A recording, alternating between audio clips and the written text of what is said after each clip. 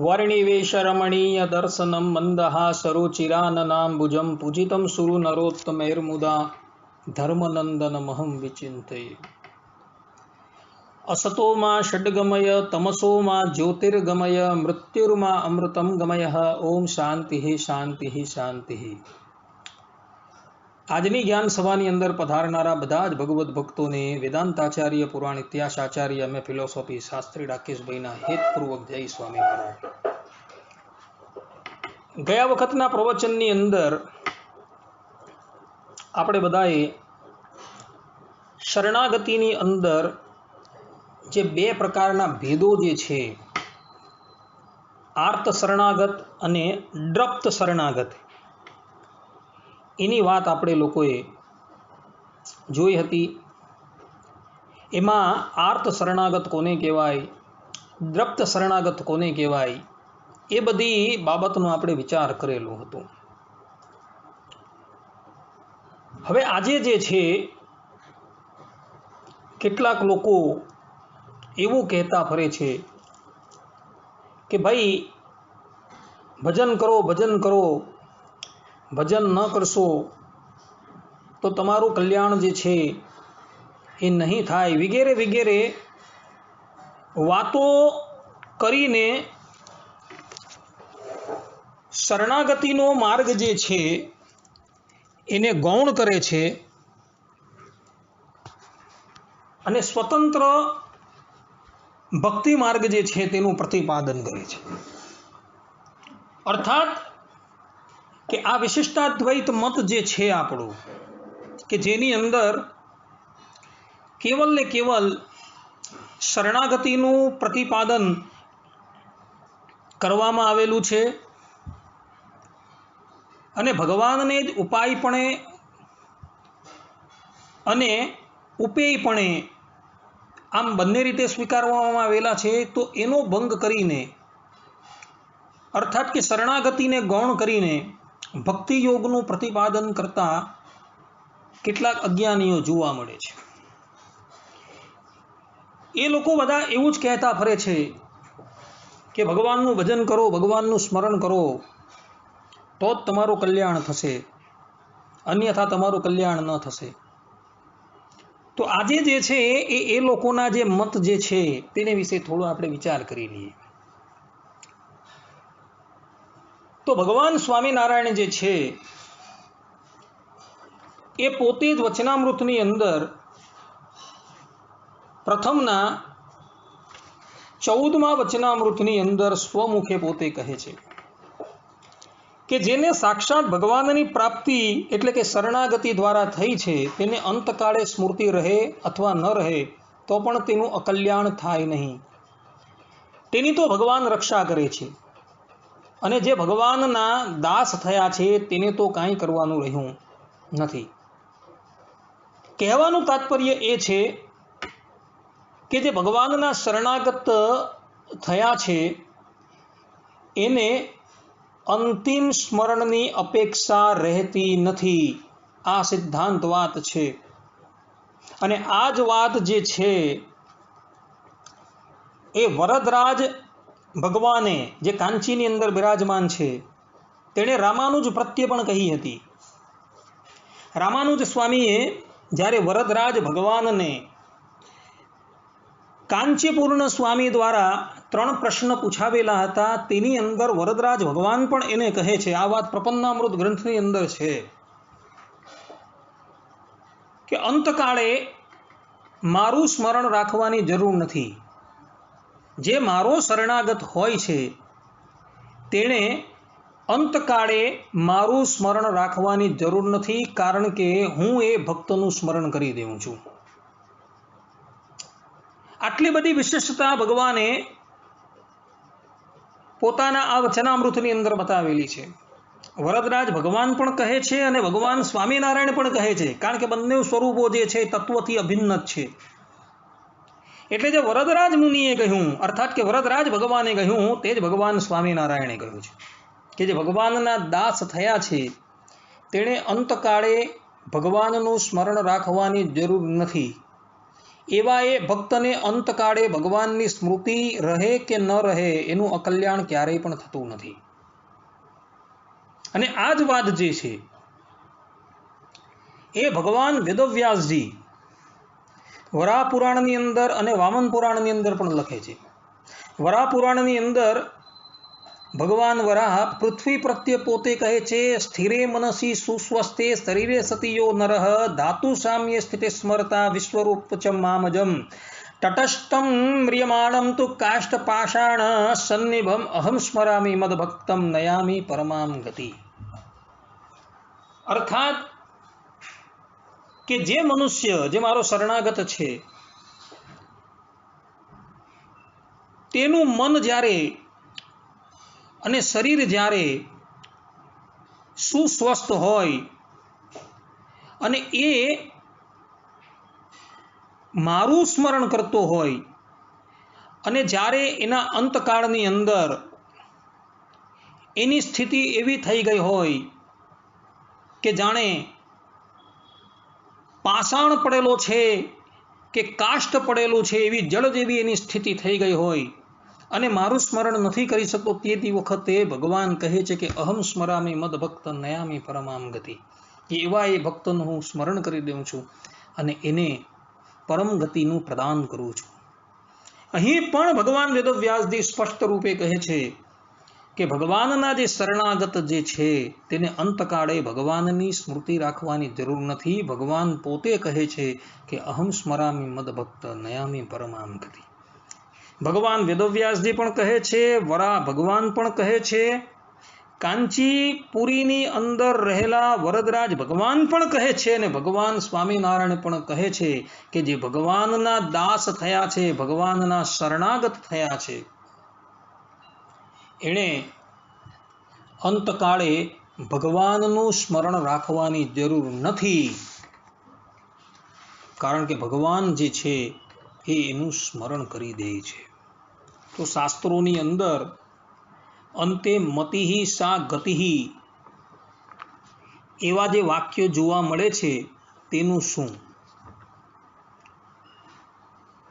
કે હમણાં જેવી એની મતિ છે તેવી જ એની અંતકાળે ગતિ થાય છે. આ વસ્તુ જે કહેવાયેલી છે ભક્તો, એ વાત એ શરણાગત માટે નથી, કારણ કે શરણાગત માટે તો ભગવાન શ્રીમન નારાયણ પોતે સ્થિરે મનસી સુસ્વસ્તે આ શ્લોક દ્વારા પોતે જવાબદારી લે છે કે એવા ભક્ત જે છે, જે મારું અખંડ સ્મરણ કરતા રહેતા હોય છે, મારા શરણાગત છે, એણે અંતકાળે મારું સ્મરણ કરવાની જરૂર નથી. અહમ સ્મરામી મદભક્ત નયામી પરમામ ગતિ. તો અંતે મતિહિ સા ગતિહિ જે વાત કરેલી છે એ શરણાગત માટે નથી, એ ઇતર જે સ્વતંત્ર ભક્તિ યોગવાળા જે છે, સ્વતંત્ર કર્મ યોગવાળા જે છે, સ્વતંત્ર જ્ઞાન યોગવાળા છે તેને માટે છે ભક્તો. જો આ વાત એને માટે ન સ્વીકારવામાં આવે અને એ જ વસ્તુ જો બધાને લાગુ પડે તો આ બધા જ વચનો જે આપણે અગાડી નિહાળ્યા એ બધા ગલત સિદ્ધ થઈ જાય. કારણ કે ભગવાન સ્વામિનારાયણ, ભગવાન વરદરાજજી, વરાહ ભગવાન, વેદવ્યાસજી એ બધા પોતાના શ્રીમુખે કહે છે કે જે ભગવાનના શરણાગત છે તેને અંતકાળે ભગવાનની સ્મૃતિ રાખવાની જરૂર નથી. એનું સ્મરણ તો જે છે એ ભગવાન કરે છે. આ વાત છે ભક્તો. એવા એ ભગવદ ભક્તો જે છે ને તે તો એવું માને કે જે દિવસથી ભગવાનનું દર્શન થયું તે દિવસથી જ કલ્યાણ તો થઈ રહ્યું છે, અને જે જીવ ભાવે કરીને મારું દર્શન કરે તથા મારું વચન માને તેનું પણ કલ્યાણ થાય. તો મારા કલ્યાણનો શો સંશય છે? હું તો કૃતાર્થ થયો છું અને જે કંઈ સાધન કરું છું તે તો ભગવાનની પ્રસન્નતાને અર્થે કરું છું, એમ એ ભક્ત સમજતો હોય. પ્રથમનું 72મું વચનામૃત છે, આમાં ભગવાને આ શબ્દો કહ્યા છે. એટલે જે ભગવાનના શરણાગત છે એ શરણાગત તો એવું જ માનતા હોય છે કે જે દિવસથી મને ભગવાનની ઓળખાણ થઈ છે એ દિવસથી મારું કલ્યાણ તો થઈ જ ગયું છે, અને આ જે હવે હું જે સાધન કંઈક કરું છું ભક્તિ યોગ છે, જ્ઞાન યોગ છે, કર્મયોગ છે, જે ભગવાનની શરણમાં આવ્યા બાદ કરવાનું, એ તો કેવલ ને કેવલ ભગવાનની પ્રસન્નતાને અર્થે કરું છું, બીજાને અર્થે હું નથી કરતો. આવું એ ભક્ત સમજતો હોય છે. કહેવાનું તાત્પર્ય અહીં એવું છે કે ભગવાનના શરણાગતો જે છે એ લોકોએ પણ કર્મયોગ, જ્ઞાન યોગ અને ભક્તિ યોગનું આચરણ કરવાનું છે, પરંતુ સ્વતંત્ર રીતે નહીં. કેવલ ને કેવલ ભગવાનની આજ્ઞા મુજબ એ કર્મયોગ, જ્ઞાન યોગ અને ભક્તિ યોગનું આચરણ જે છે એણે કરવાનું છે. મૂળ જે છે એ તો ભગવાનની શરણાગતિ છે. તો ભગવાનના શરણાપન્ન થઈને પછી એણે આ યોગો જે છે એ બધા આચરવાના છે. અને એ યોગોને આચરણમાં લાવતા થકા એ યોગોને પ્રધાનપણે નથી માનવાના. પ્રધાનપણે તો કેવલ ને કેવલ ભગવાનની શરણાગતિ જ માનવાની છે ભક્તો, બીજું કંઈ માનવાનું નથી. શરણાગતિ જે છે તેને જ આપણે પ્રાધાન્યતા આપવાની છે. ઇતર જે કર્મયોગ, જ્ઞાન યોગ અને ભક્તિ યોગ જે છે એની પ્રાધાન્યતા આપવાની નથી. એ આપણા સંપ્રદાયને માટે નથી, એ ઇતર સંપ્રદાય માટે હોય તો એ લોકો માટે છે ભાઈ. આપણા સંપ્રદાયની અંદર તો સૌથી મહત્વનું જે સાધન જે છે એ શરણાગતિ જ છે, અને એ જ સાધન છે અને એ જ સાધ્ય છે. ભગવાન સ્વામિનારાયણ પણ જે છે એ આ જ બાબતની દ્રઢતા જે છે એ પ્રથમના 33મા વચનામૃતની અંદર પોતે કહી રહ્યા છે. મુક્તાનંદ સ્વામી ભગવાન સ્વામિનારાયણને પ્રશ્ન પૂછતા તકા બોલ્યા કે ભગવાનને પ્રસન્ન કરવાના સાધન અનંત પ્રકારના શાસ્ત્રોમાં કહ્યા છે, પણ તે મધ્યે એવું એક સાધન કયું બલવાન છે જે સમગ્ર સાધને કરીએ જેવા ભગવાન પ્રસન્ન થાય તેવા એક સાધને કરીને ભગવાન રાજી થાય. તે એવો એક ઉપાય જે હોય તે આપ કૃપા કરીને કહો. ત્યારે ભગવાન સ્વામિનારાયણ બોલ્યા કે એક જ સાધને કરીને ભગવાન રાજી થાય તે કહીએ છે તે સાંભળો. જે ભગવાનનો દ્રઢ આશરો એક એ જ સર્વ સાધનોમાં મોટું સાધન છે, તેણે કરીને ભગવાન રાજી થાય છે. અને એ આશરો જે છે તે પણ અતિશય દ્રઢ જોઈએ, તેને વિશે કાંઈ પોલ રહે નહીં. ભગવાન સ્વામિનારાયણ પણ અહીં આ વચનામૃતની અંદર સ્પષ્ટ રૂપે કહે છે કે ભગવાનને રાજી કરવાના શાસ્ત્રોની અંદર જે અનંત સાધનો કહ્યા છે તેમાંથી એક સાધન જ જે છે જેની અંદર બધા જ સાધનો વિલય પામી જાય છે, એવું એ સાધન જે છે ભગવાનનો આશરો અર્થાત કે શરણાગતિ. આ આશરો છે તેને જ શરણાગતિ કહેવાય છે, પ્રપત્તિ કહેવામાં આવે છે, ન્યાસ કહેવાય છે, ઇત્યાદિક નામોથી તે શાસ્ત્રોમાં કહ્યા છે. કહેવાનું તાત્પર્ય અહીં એવું છે કે એક શરણાગતિ જો તમે ભગવાનને સ્વીકારી લો ને તો એમાં બધું જ આવી જાય છે. જપ છે, તપ છે, વ્રત છે, ઉપવાસ છે, બધું જ અંદર આવી જાય. કર્મયોગ, જ્ઞાન યોગ, ભક્તિ યોગ બધું જ એની અંદર વિલય પામી જાય છે. શાસ્ત્રોની અંદર અનંત સાધનો બતાવેલા છે ભગવત પ્રાપ્તિને અર્થે, પરંતુ એ બધા સાધનો જે છે એ બધા એકડા વગરના મીંડા જેવા છે. એકડો જે છે એ શરણાગતિ છે. એ બધા સાધનો જે બતાવેલા છે, પરંતુ તમારે આ મનની અંદર એ ભગવાનને વિશે આશ્રય ન હોય તો એ બધા સાધનો જે છે એ એકડા વગરના મીંડા જેવા છે. અને મીંડા ન હોય અને કેવલ ને કેવલ એક ભગવાનનો આશરો જ હોય તો એની અંદર બધું જ આવી જાય છે. માટે શાસ્ત્રોની અંદર જે પણ કંઈક સાધનો બતાવેલા છે ભગવત પ્રાપ્તિને અર્થે, એ બધા સાધનો જે છે એ સત્ય છે, એ ગલત નથી.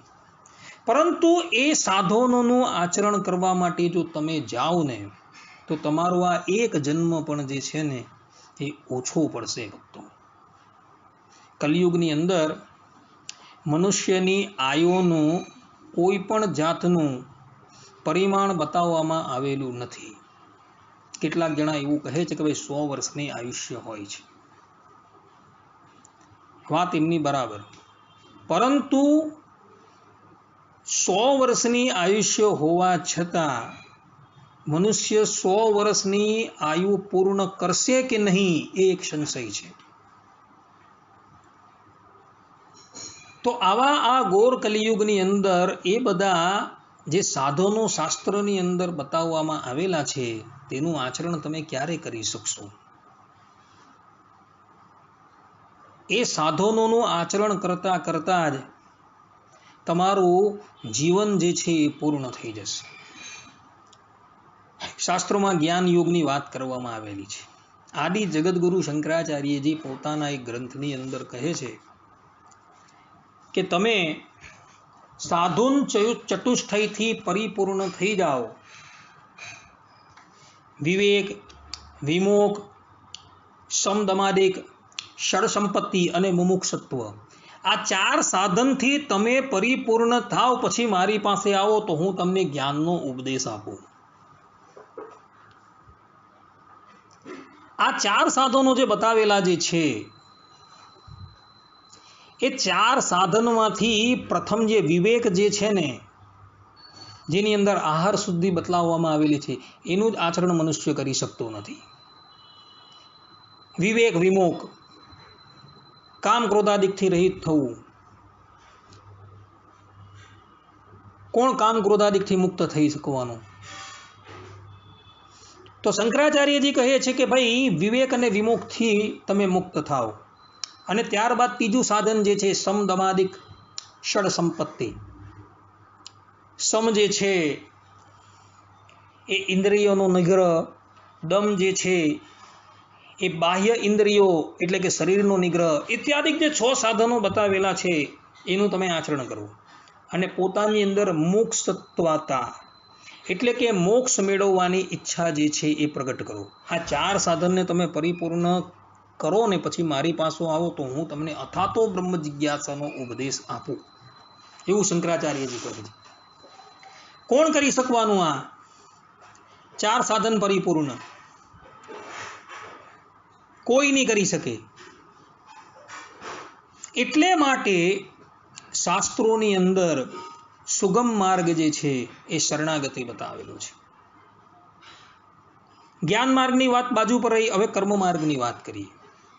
કર્મ માર્ગની વાત જે છે, જેની અંદર યજ્ઞ યાગાદિકનું વિધાન કરવામાં આવેલું છે, એક સ્વરની પણ જો તમે ભૂલ કરો ને તો યજમાનમ હિનસ્તિ, કે યજમાનને જ એ નાશ કરી નાખે છે.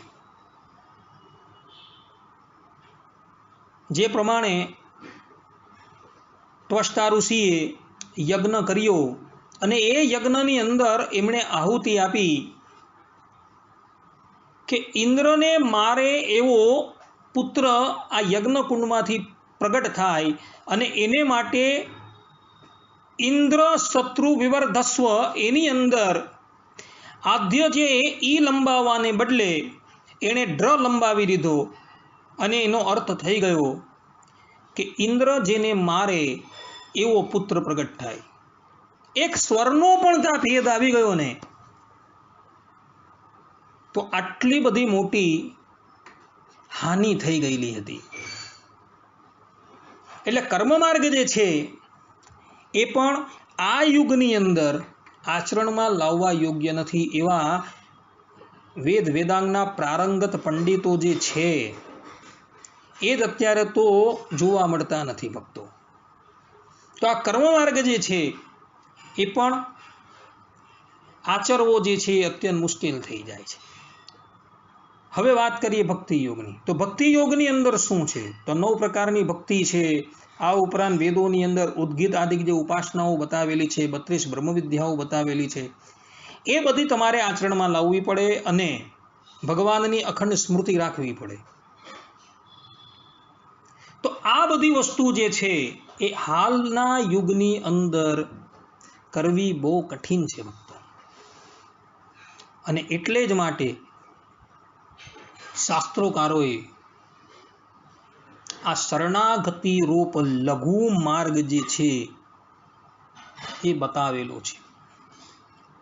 જે લોકો ગુરુ માર્ગ ઉપર જતા હોય તો એ લોકોને જવા દેવું, પણ આપણે જે કળિયુગના મનુષ્ય છે, જેનું આયુ પણ જે છે એ અલ્પ છે, જેની શારીરિક ક્ષમતા પણ જે છે એ અતિશય અલ્પ છે, તો આપણે માટે તો આ સુગમ એવો શરણાગતિનો માર્ગ જે છે એ જ સર્વોત્તમ છે. એ જ માર્ગ પર આપણે ચાલવાનું છે અને એ માર્ગ પર ચાલતા થકા આપણે આપણા લક્ષ્યની ઉપર અવશ્ય પહોંચી જશું. જ્યારે ઇતર માર્ગો બતાવેલા છે જે સ્વતંત્ર રીતે જોવા મળે છે, જેમાં ભગવાનના શરણાપન્ન થવાનું કોઈ વિધાન નથી કરવામાં આવેલું, તો એવા માર્ગની ઉપર ચાલતા થકા તમને એ ઈશ્વરની પ્રાપ્તિ થશે કે નહીં એક સંશય છે. જ્યારે આ શરણાગતિ રૂપ જે સરળ માર્ગ છે, જેની અંદર ભગવાન જ તમારા સારથીનું કાર્ય કરે છે, એ ભગવાન તમને અવશ્ય પોતાની પ્રાપ્તિ પોતે જ કરાવી દેશે. તો પછી આવા સુગમ માર્ગને આપણે અપનાવવો કે ગુરુ માર્ગને અપનાવવો એ તમારે નક્કી કરવાનું. સ્વાભાવિક રીતે તમે બધા એમ જ સમજતા હશો કે ભાઈ આ યુગ જે છે એ યુગની અંદર આયુષ્ય બહુ જ સીમિત છે, તો આપણે શરણાગતિ રૂપ જે આ માર્ગ જે છે જે અતિશય સરળ છે એના પર આરૂઢ થઈને આપણે પરમાત્માની પ્રાપ્તિ કરી લઈએ, એવું જ તમે બધા ઈચ્છા રાખતા હશો ને રાખવી સ્વાભાવિક છે. કારણ કે કષ્ટ જે છે એ કોઈને વેઠવાનું પરવડે એમ છે જ નહીં ભક્તો.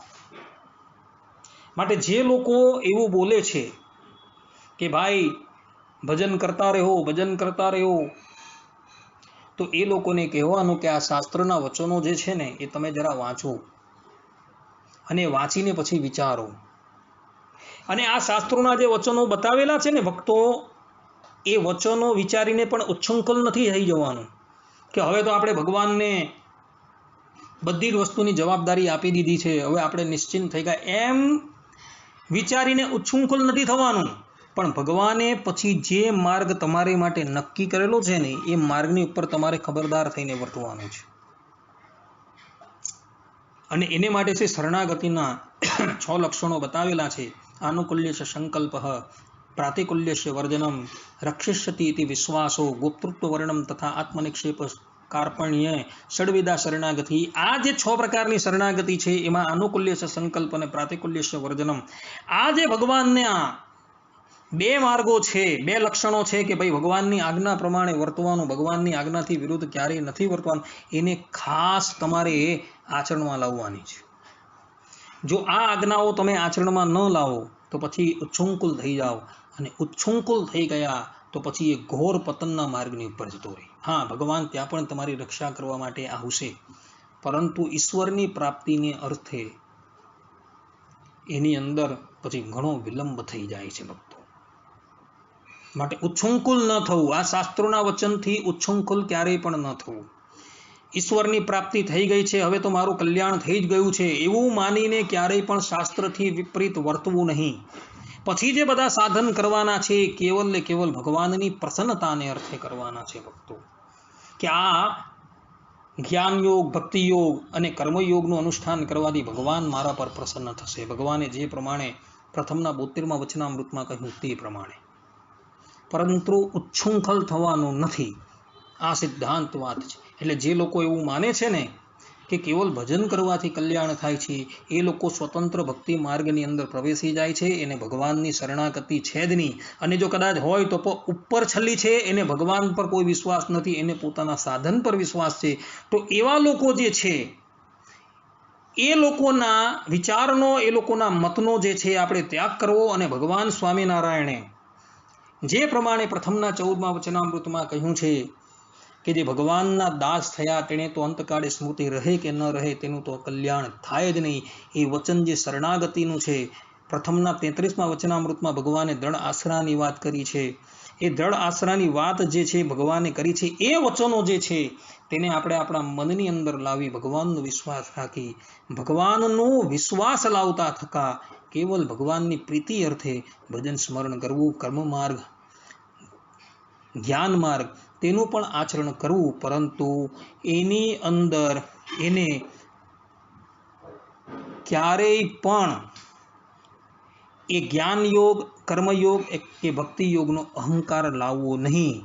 આ એક સિદ્ધાંત વાત છે. આટલું કહીને આ પ્રવચનને અહીં વિરામ આપીએ છીએ. સર્વે સંતુ નિરામય, સર્વે સુખીનો ભવંતુ, સર્વે ભદ્રાણી પશ્યંતુ, માં કશ્ચિત દુઃખ ભાગ ભવેદ. અસ્તુ. જય સ્વામિનારાયણ. હવે પછીના પ્રવચનની ઉપર પણ આપણે શરણાગતિની જે અમુક જે પાયાની બાબતો છે તેનો વિચાર કરશું. ત્યાં લગીન બધાને જય સ્વામિનારાયણ.